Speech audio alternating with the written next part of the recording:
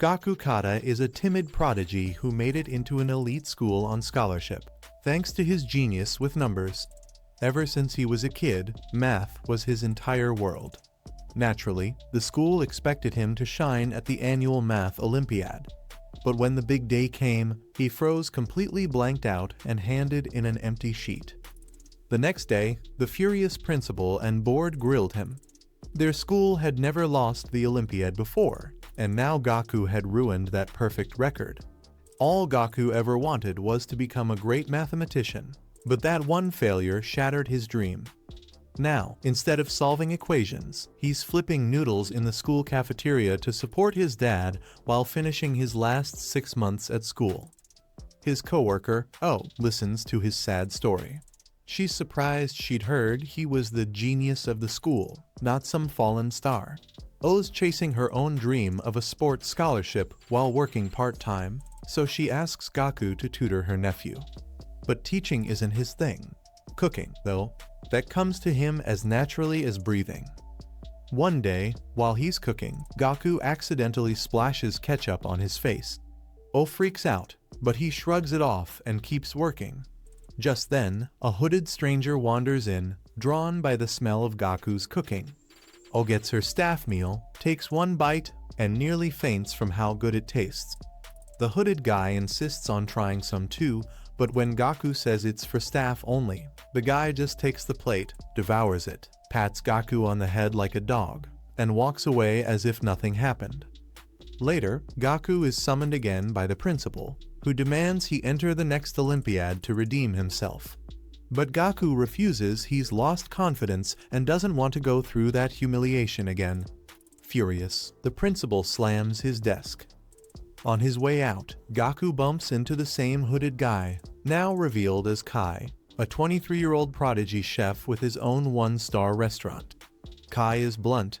Gaku has potential but is wasting it. Over Neapolitan noodles, Kai pushes him to stop sulking and start believing in himself again. Then, the hammer drops. Gaku is expelled for refusing the Olympiad, and the school demands he return the scholarship money. His hard-working dad, who dreams of Gaku studying abroad, can't know the truth. The principal mocks him, calling him a disgrace. But Kai isn't done with him.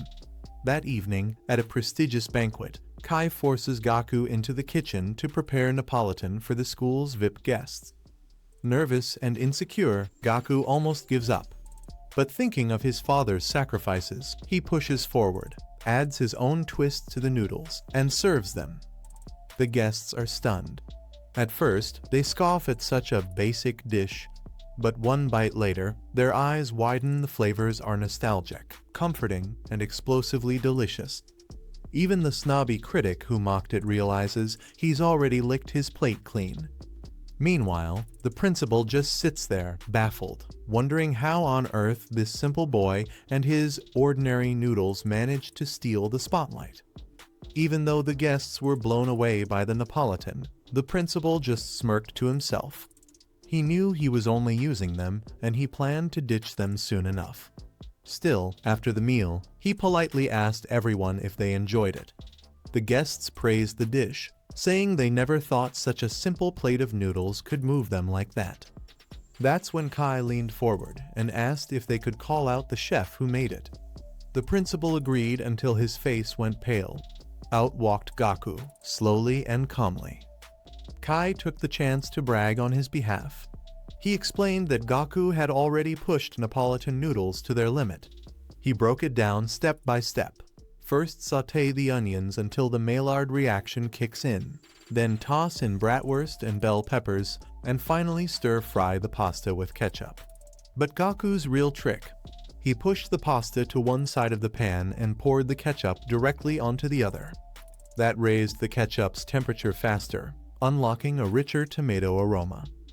The guests gasped. Who knew such a tiny detail could change everything? But Kai wasn't finished.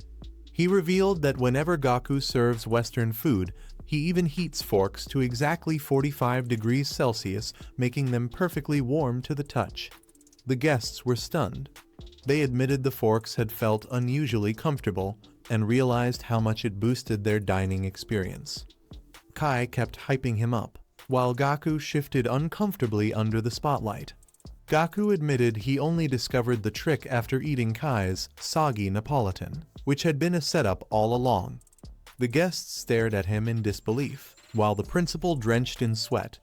He realized Gaku was cooking with pure math, and that made him a rare genius. The VIPs instantly wanted to fund the school even more, just for Gaku's sake. The principal had no choice but to bow and thank Gaku, though his twisted expression made it clear he hated every second of it. Later, Kai told Gaku that his mathematical brain was meant for cooking, and if they worked together, they could revolutionize the kitchen. But then Gaku woke up in a cold sweat. It was all just a nightmare. He went downstairs, where his dad was excited about his Tokyo University acceptance. Over breakfast, Gaku tried to calm him down, saying he knew he'd done well on the exams. While watching TV, Gaku's attention shifted to a familiar face Mashi, a math Olympiad prodigy. She bragged about acing her entrance exam, and Gaku remembered their first meeting. She had once asked him a simple math question, but instead of just solving it, she invented her own theory for it. That moment convinced him she was someone special. His dad noticed his son's mixed feelings and hurried off to serve him more food. Gaku thought about how sweet life with his dad was, but also how uncertain his own future felt.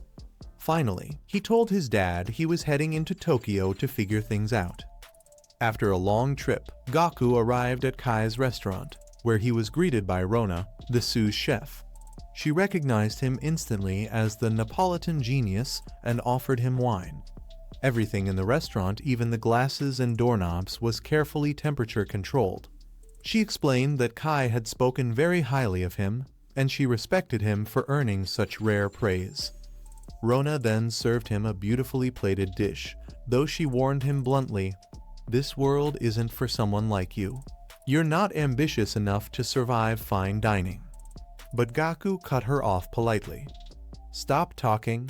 Let me taste it first." One bite, and he was transported. He instantly identified crab as the core ingredient and was fascinated by how she'd combined it with pork. Then he did something that shocked her. He grabbed a pen and paper, scribbled math equations, and created a formula for her dish.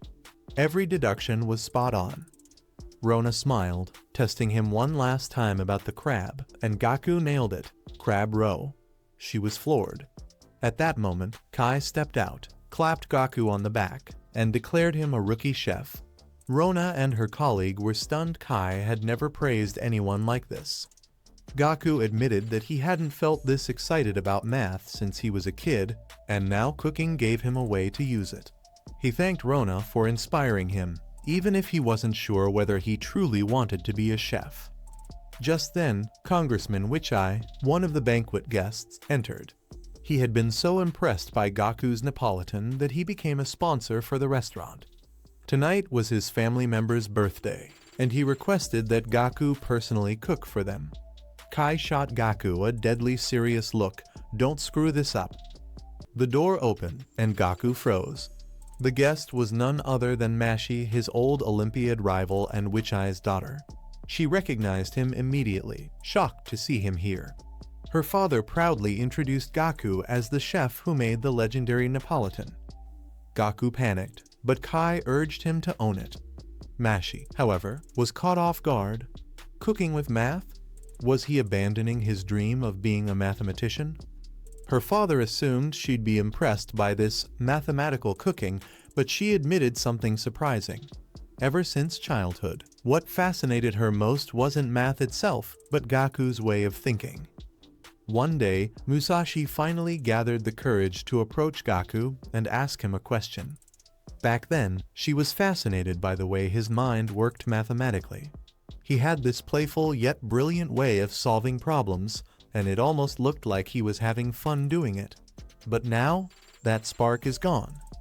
When they met again after years apart, Musashi felt his mathematical brilliance had dulled into monotony. To her, talking to him any further would only drag down her own intelligence. On top of that, she couldn't care less about food, so she saw no reason to stick around. She turned her back to leave. But before she could walk away, Kai cut in and challenged her. How could she call herself a great mathematician, yet refuse to taste food that was crafted with mathematical thinking? Gaku, realizing Kai was standing up for him, softened his expression. He admitted that her words stung a little, but that was fine. His duty today was to cook for her and to make sure it was delicious. He asked her, just once more, to give his food a chance. After some hesitation, Musashi agreed. She sat with her father while the kitchen prepared her dish. Gaku, however, struggled. The ingredients here were far too luxurious stuff he had never worked with before. At the same time, Chef Rana was busy scolding Hody, the sous chef, for always being late, while Hody defended himself by saying he had gone to fetch wine for the dish. The tension in the kitchen made Gaku realize Rana was right, this really was a battlefield. He didn't even dare to ask questions. Then something unexpected happened. Kai offered to be Gaku's assistant. He admitted Gaku was still an amateur with prep work, but promised not to interfere with his ideas. He'd simply explain the ingredients and let Gaku do the rest. Relieved, Gaku agreed. He planned to recreate one of Rana's dishes, but asked Kai to help by listing the umami values of each ingredient. Without hesitation, Kai wrote them all down from memory, explaining that while he only knew approximate numbers, he understood their characteristics deeply. Rana, watching, looked confused as Kai deliberately left out an important detail. When Gaku instantly deduced that there had to be a third umami component to achieve true synergy, everyone was shocked. Kai smiled. This was the test. If Gaku hadn't figured it out himself, he'd have been told to pack up and leave. But the test wasn't over. Rana served him oyster stock. Throwing Gaku into confusion, the numbers didn't add up. It was a deliberate trap. Kai told him his math was fine, but in the real world, equations alone couldn't cook. Panic struck, and Gaku began flashing back to the time he froze during his math exam.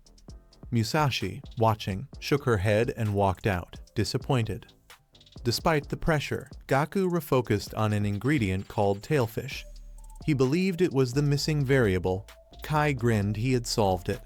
With scallops and prosciutto added, the dish came together. The waitress soon served it to Musashi and her father. The moment they took a bite, they were floored. The seasoning elevated the tailfish perfectly, the prosciutto paired beautifully, and the rice at the bottom tied everything together. It wasn't just tasty, it was nostalgic, giving the same warm feeling as Gaku's Neapolitan noodles.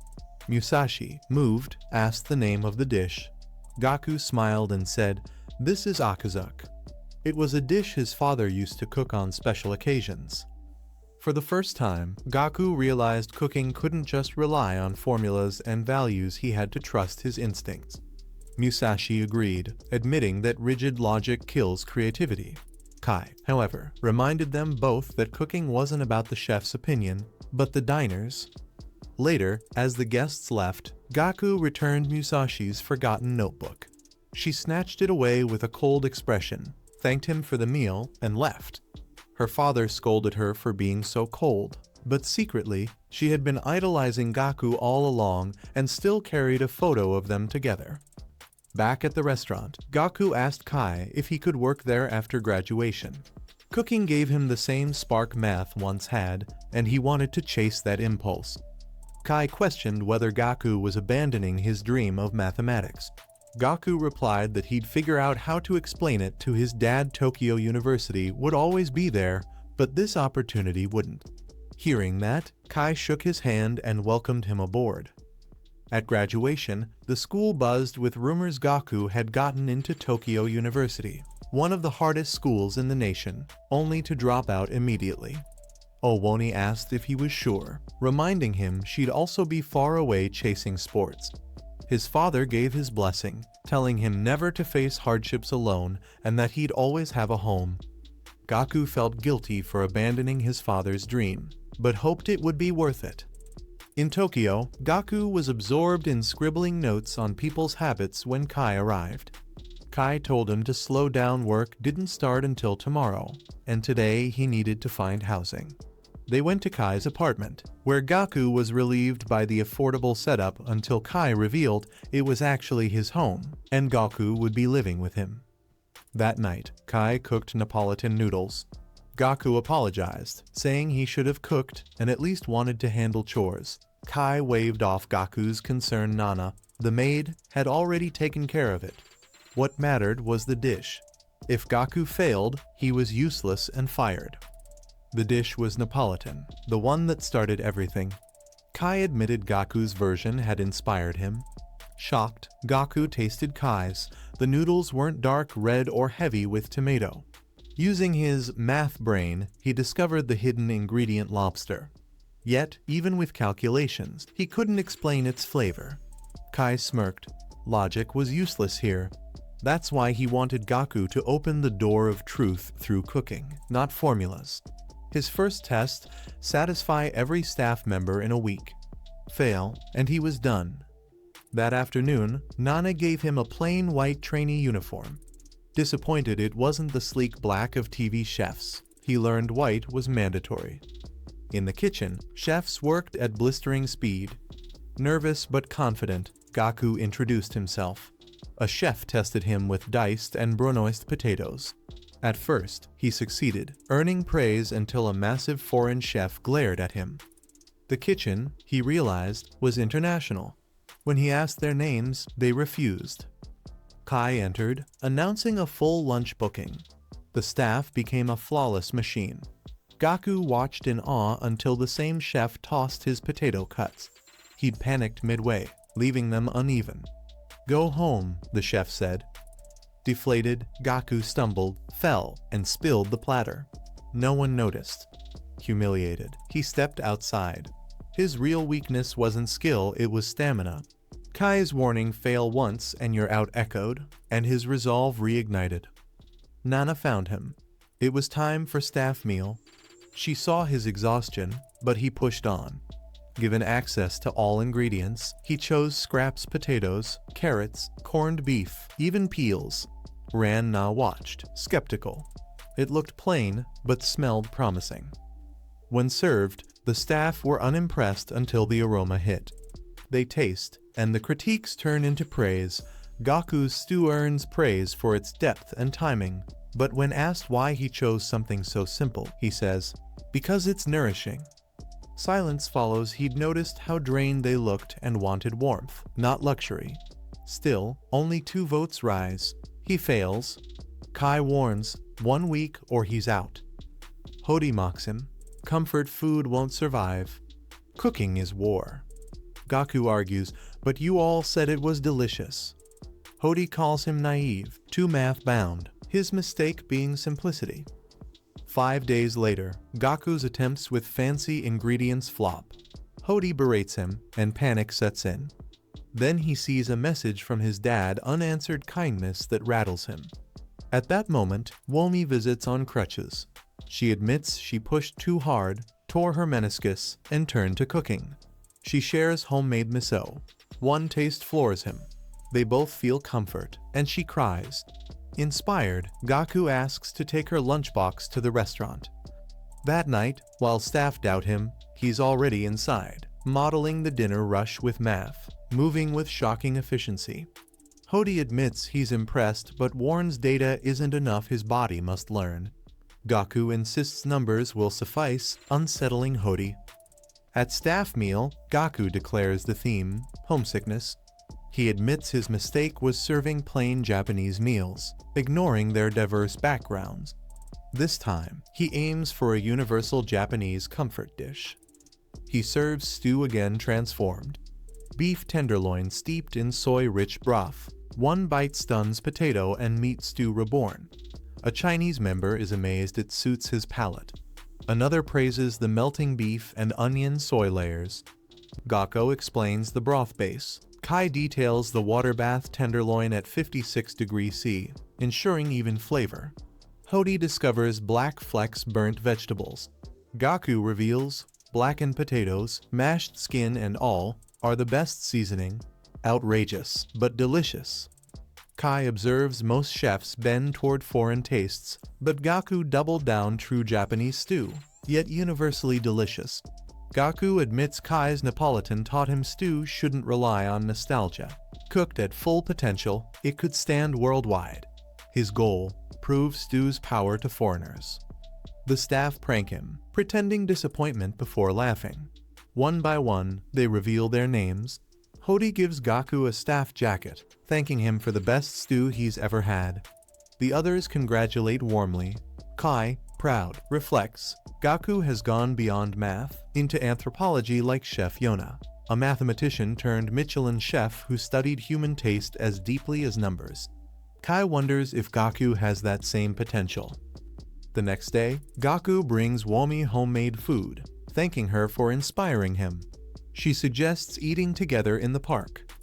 Elsewhere, a strange man in glasses throws darts with mechanical precision, jotting numbers in a notebook, unsettling bar patrons. Later, Gaku proudly tells Womi his omeris even surpassed his stew. Hod praised it. She feels his joy. Meanwhile, Inui asks Gaku to use math to help him woo Rana. Gaku introduces optimal stopping theory, though Inui just hears "there's hope" and hugs him too hard, scolded by Wong. Still, Kai won't let Gaku serve customers, only staff. Gaku feels stuck, like in math. On a call, he admits to Womi he feels useless, then falls asleep mid-sentence. Annoyed, she sighs. He dreams. Kai allows him to serve, but the diner is Musashi, who warns the wrong dish can ruin a life. She demands he serve Heroes, his old math rival who once humiliated him. In the dream, Heroes approaches. Gaku writhes until Kai intervenes. That night, Kai cooks perfected omeris with white truffles and seamless texture. Gaku is stunned. Kai says a true chef must use any ingredient, no matter how costly. Smirking, he teases Gaku about moaning in sleep. Flustered, Gaku admits it was about Heroes. Gaku recalls his childhood dream of becoming a mathematician until Heroes crushed it. At the Math Olympiad, Heroes triumphed while Gaku failed. By junior high, Heroes was so far ahead that even casual talk felt lopsided. To Gaku, Heroes was a flawless mirror of who he wished he could be. Compared to him, Gaku was just fragile weakness. He asks if Kai ever had such rivals. Kai remembers briefly, then answers coldly, "I had friends like that once, but I beat them. That's why I'm here." Then he explains why Gaku hasn't served customers. Math is his only weapon, and he hasn't mastered it. Unless he overcomes that weakness, he'll never stand before diners. Still, Kai knows Gaku shines only on stage. His best training is to face his true fear. Finally, Gaku confesses his greatest fear is Heroes. The name makes Kai flinch. Has Heroes won anything recently? Gaku recalls yes, the Masami Cosino Award. Kai slams down a newspaper. Their restaurant is catering the ceremony. Both Gaku and Heroes will be there. To Kai, it's fate. He declares Gaku will serve that day. Meanwhile, Musashi gets a call from Heroes. He invites her and Gaku to Princeton. She refuses, her father wouldn't allow it, and Gaku couldn't afford it. But she hears cheering in the background. He's at a Princeton bar with Japanese students. Before hanging up, he says he'll return to Japan soon and visit Gaku with her. Musashi hesitates, but Heroes insists their reunion is inevitable, that fate has bound the three of them to unlock the universe's truths together. The day of the Math Awards arrives. Gaku congratulates Heroes, who's glad to see him but surprised he chose cooking. Gaku insists he's only a trainee. Heroes says catering suits him perfectly. Confidently, Gaku claims he's prepared a dish only he could make, but when he lifts the lid, it's empty. Shock spreads. Heroes looks disappointed. Kai and Mei walk away, and Gaku freezes until waking in his bed. A nightmare. On campus, Gaku joins Musashi at lunch. He reveals he'll serve food at Heroes' ceremony. She calls it torture, ditching math only to serve a star mathematician, and warns he'll need nerves of steel. Gaku admits nightmares haunt him. especially one where Heroes was friendly, which felt impossible after he quit math. Musashi says he should focus on real customers, but Gaku confesses the dream rattled him. He couldn't create anything, and Heroes was the last person he wanted to see fail. She scolds his timidity, asking why he dumped this on her. He says she's the only one who'd understand. Noticing he brought no lunch, she offers half her sandwich, but Gaku pulls out one for her still warm. Musashi is stunned by his deep-fried creation, packed with layers of flavor like a mystery box. Gaku explains he designed it so every bite surprises. His shining eyes remind her of the same joy he once had for math. She recalls living in isolation until he showed her math could be fun and shared. She admits he once seemed unbeatable, but smirks that now she's far ahead. Setting that aside, Gaku confesses Heroes' rising talent bothers him. Math used to be fun, but competing with Heroes turned it into pressure. Musashi suggests maybe he lost his joy when Heroes' name appeared on the award list. Gaku remembers regaining that joy when he cooked fish for her. Realizing this, he grabs her hands and thanks her sincerely. She blushes until his phone rings. It's Wee, boasting about a new record and inviting him to dinner. Musashi, jealous, smacks him and storms off. That evening, Kai assigns chefs for the ceremony, Milo on fish, Hody on dessert. Soup and meat will be contested open to everyone, even newcomers. In 3 days, only the winners will handle those categories. Excited, everyone applies. Then Gaku shocks all by declaring he'll enter every category. Hody is stunned, Kai smirks. While others rush to practice, Gaku lingers. Waiters warn he's reckless, only 6 months in yet triple the workload. He admits it but wants to cook as much as possible. On his way out, Inui warns he's gone too far, then proposes a deal. They'll taste each other's dishes to sharpen skills. At Inui's apartment, they cook together. Inui reveals his family runs a top Kyoto restaurant, but he left after clashing with his father's rigid traditions. He dreams of fusing modern techniques with Kyoto classics to break boundaries. Gaku realizes Inui isn't rejecting tradition, he's revolutionizing it. 3 days later, the contest begins. Kai, Hody, and Milo sit in silence, waiting for dishes bold enough to impress. Anuvi proudly presents his dish, confident in his work. Milo and Hody taste it first, and they're blown away, praising his soup as a true reflection of fine Japanese cuisine. Inui's heart soars, thinking this might finally be his chance to win. But then Kai speaks. With his usual bluntness, he dismisses the dish as unworthy. Sure, the soup is tasty, he admits, but its aroma fades the moment the lid is lifted. For a banquet, where presentation and lasting impact matter most, that's unacceptable. A chef who ignores the dining setting is simply arrogant, Kai declares, crushing Inui's 3 sleepless days of effort with a single critique. Calmly sipping his wine, Kai tells him he's lost yet another chance. Meanwhile, Gaku is in the kitchen, preparing his dish. Hearing Kai's harsh rejection, he feels bad for Inui, knowing the sweat he poured into that soup. Next up is Wang, who presents an eel soup. He explains he made it because he heard Japanese people enjoy eating snake-like dishes. The judges are impressed. Pod praises how perfectly he handled the eel. Milo has no complaints, and Kai even admits he has nothing to criticize. For Wang, the dish is personal. Snake soup is a treasured delicacy from his hometown, Hong Kong. Inui recalls how Wang once told him Hong Kong's proud culinary traditions are slowly fading away, and how he treasures his humble roots. Years ago, Kai himself stumbled into Wang's restaurant in China, tasted his cooking, and was so impressed that he encouraged Wang to move to Japan.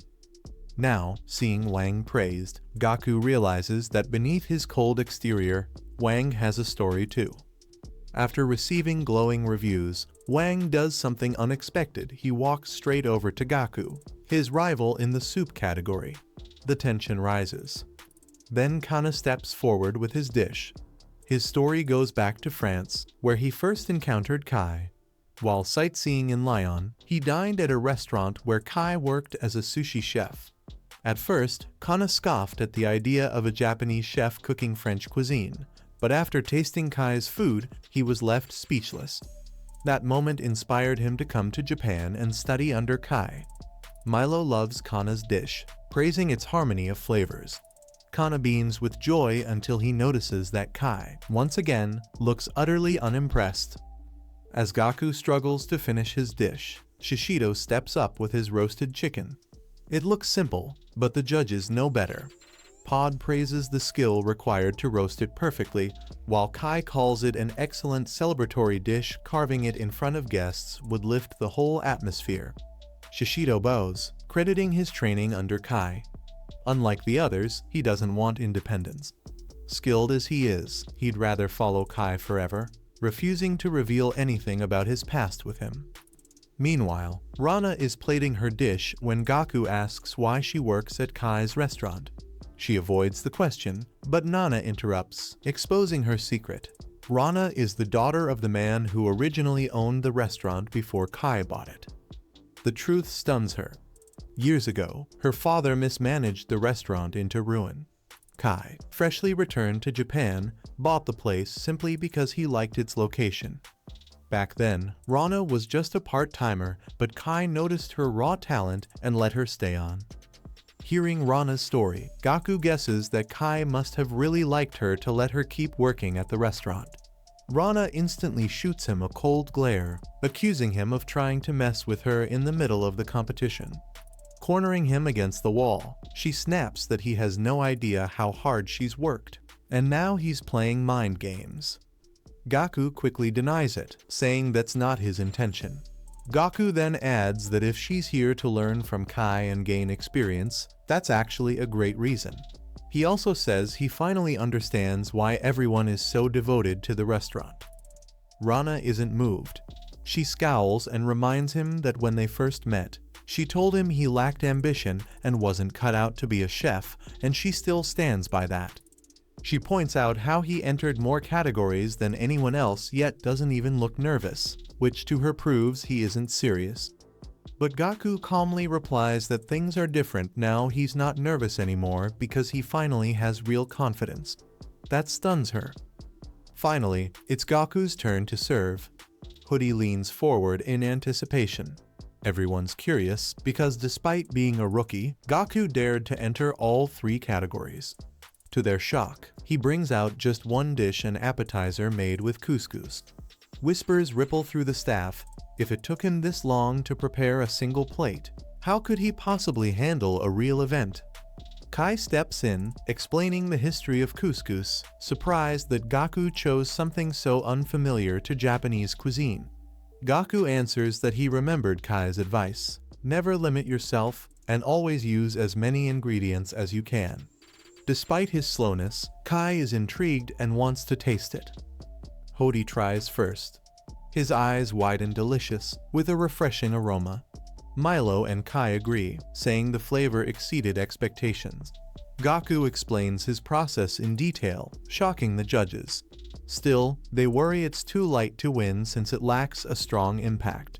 Just as Kai is about to give his verdict, Gaku signals N to bring out a pot. When the lid is lifted, a sweet aroma floods the room. Gaku explains that he intentionally waited until the judges had eaten 2/3 of their appetizer. Then, with a flourish, he pours a head broth made from the same ingredients over the leftover couscous, transforming it into a soup dish. The room gasps. Earlier, Inui had criticized him for being plain. That stung him into creating something only he could pull off. When the judges taste it, they're stunned again. The soup is even better than the appetizer. Kai praises not just the flavor, but also the presentation, awarding extra points for pouring the broth in front of guests. Inspired by Shishido's focus on entertaining diners, Gaku decided to add his own playful twist. Now Hody realizes why Gaku took so long. He wasn't just slow, he was crafting 2 dishes in one. Milo notices one last tray and asks about it. Gaku reveals hot pork cutlets, perfectly cooked. The judges dig in and once again have no complaints. Impressed, they admit Gaku did an outstanding job. Gaku explains his inspiration came from Musashi, who once told him that a meal should feel like a mystery box, you never know what's coming next. That thought drove his performance today, and the smiles around the room say it all, he nailed it. Kai gives his final verdict, Goku did excellent work. Just then, Rana walks in with her appetizer and asks the judges to try it. The next day, Milo gathers everyone to announce the winners. Musashi sits hunched over her desk, completely absorbed in a math problem that refuses to make sense. Her phone suddenly rings Hiro's. Rolling her eyes, she assumes he's calling just to brag again. She snaps that she's busy and moves to hang up. But before she can, Hiro's blurts out that Gaku is now working as a chef. Shocked, Musashi steadies her phone, realizing it's a video call. She quickly tries to explain Gaku's reasons, worried Hiro's might twist them. But instead, Hiro's beams and says he gets it perfectly. Cooking is math in action.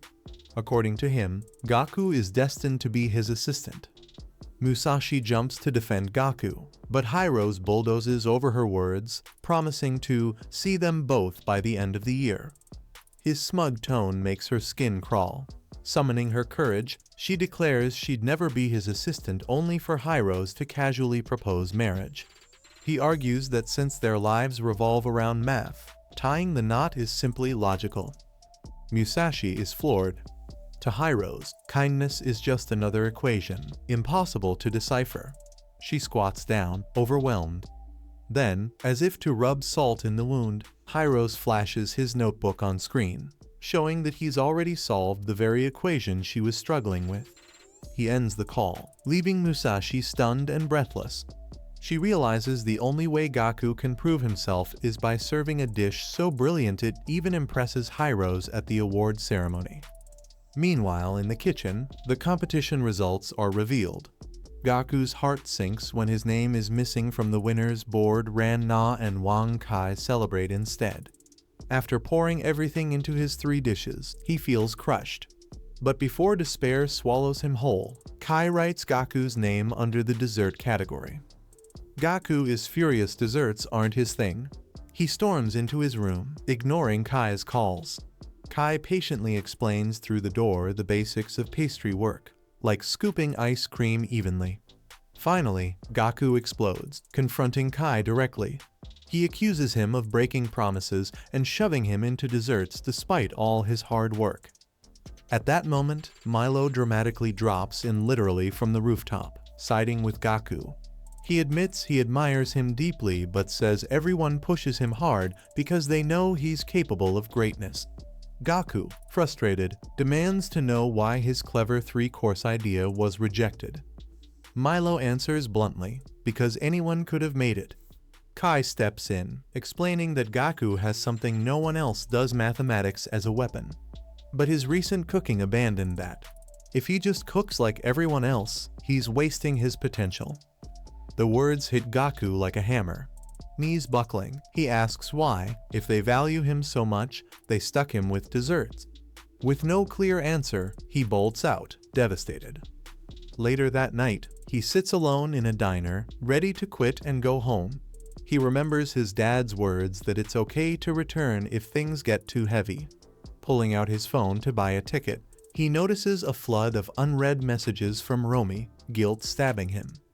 But just as he's about to call his dad, a new message pops up from his father. Heroes has reached out, saying he's excited to taste Gaku's cooking and has something important to show him. Gaku's heart pounds. How does Heroes even know he's a chef? Fear and pressure crash over him. Just then, a waitress strolls over to Gaku, noticing how restless he looks. She asks if he's okay, then sets down a slice of strawberry shortcake in front of him. Gaku blinks in confusion. He never ordered it. The waitress chuckles and explains that anyone who orders hot tea gets the cake of the day for free. With that, she tells him to enjoy and walks away. Only then does Gaku notice he's not in a diner at all, he's in a cafe. He almost never goes to cafes, so why did he end up here today of all days? With no money, no real reason, and no plan, he wonders if fate dragged him here. Maybe this was a sign. He remembers how he often wanders into places that force him to confront what he's been avoiding. If he doesn't face desserts now, he'll regret it for life. He eats the shortcake down to the last crumb, then recalls what Hiro said about wanting to show him something. Checking his messages, Gaku finds it the prize-winning thesis Hiro's promised to share. Meanwhile, back at the restaurant, Hatai brings in a delivery of fresh fruit for the ceremony. Inside, he finds Kai sitting alone, looking troubled. Hatai guesses it's because Gaku stormed out earlier. He tells Kai not to bother waiting. Gaku probably won't come back. Hatai blames Kai, saying he pushed Gaku too far by sticking him in desserts. But Kai disagrees, insisting he was being fair. Hatai shakes his head, warning that Kai has been isolating himself ever since he beat Tsuji Nanes. Before Kai can reply, the door slams open. Gaku walks back in. Hatai looks like a fool, while Kai smirks knowingly. At the same time, Romi is outside the restaurant, peeking through the windows, trying to spot Gaku. Rana catches her and explains they're closed, but Romi insists she's just looking for someone. Both girls turn to look inside, and there's Gaku, focused and serious, working on desserts under Kai's watch. Kai notices Gaku still wearing his intern uniform and reminds him he's no longer an intern. Gaku calmly replies that when it comes to desserts, he is. Rana and Romi hide in the kitchen to spy on him, surprised that he actually came back. Kai begins teaching him how to make ice cream. Gaku is startled to find the recipe packed with numbers and formulas. From his car outside, Hatai finally realizes why Kai put Gaku in desserts because pastry work relies on precise math. It's perfect for Gaku, but the pressure could also break him. In the kitchen, Gaku keeps failing batch after batch. Kai pushes him harder, insisting that even a milligram off can ruin the dish. Ran-na wants to step in, but Romi stops her, saying Gaku has nowhere else to run. He performs best at his limit, and this pressure will bring out his true ability. Between attempts, Kai asks why Gaku even came back. Gaku admits it was after reading Hiro's thesis. He spent hours trying to understand it, but couldn't. Normally, that would have crushed him, but this time he wasn't discouraged. Instead, he felt Hiro's loneliness radiating from every page. He realizes math itself is loneliness, and chefs carry that same burden. Kai and Hiro's both walk down lonely paths, admired by others but never satisfied themselves. Gaku concludes that the lonelier the chef, the better his food. Pushed to the edge, Gaku vows to see this path through, even if it ends in failure. He faints, but Kai catches him and orders fruit to be prepared. Later, Gaku wakes to find Romi watching over him. She brushes off his questions, telling him to rest. Kai then arrives with strawberry tarts he made himself. Surprised, Gaku listens as Kai explains how he restored the tart's original crispy texture. Romi cuts in, snapping that Kai is exhausting Gaku instead of inspiring him. But Kai brushes it aside. When Gaku tastes the tart, he's stunned and starts to wonder if this is why Kai chose him, because only Gaku can create something truly unique. Kai grips his shoulders with a manic grin, declaring this is the Gaku he's been waiting for. Weeks later, the long-awaited awards ceremony arrives. Musashi steps out of her limo, visibly worried. Hiro's arrives too, his usual smug smile plastered on his face. Inside, chefs prepare their stations. For everyone else, it's just another event. But for Gaku, today will decide his entire future as a chef. This was the end of episode 10. Subscribe so you don't miss what happens next.